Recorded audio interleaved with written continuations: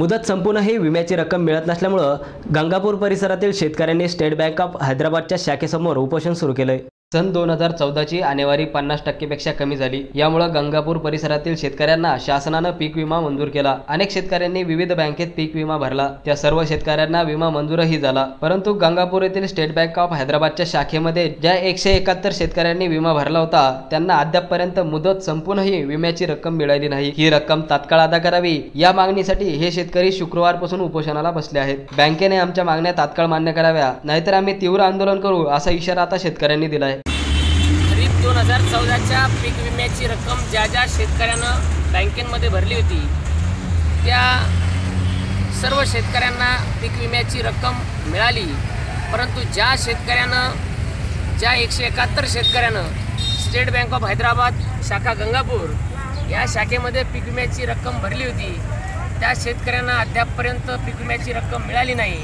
बँकेला विचारणा केली असता पुन्हा टाळाटाळीचे उत्तर आणि अनागोंदी कारभार बँकेच्या समोर आला।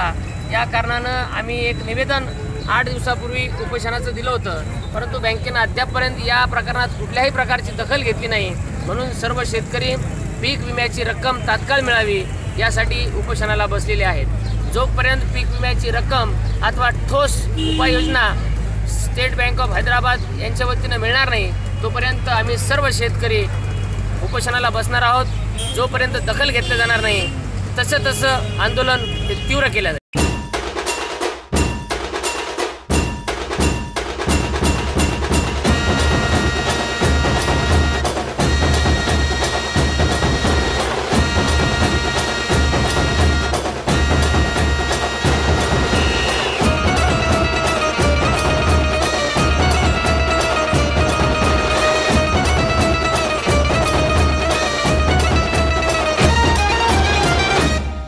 गणपती बाप्पा मोरया। वेगवेगळ्या गणेश मंडळाचे वेगवेगळे देखावे। आपल्या गणेश मंडळाचे देखावे दाखवा आता AI न्यूज चॅनल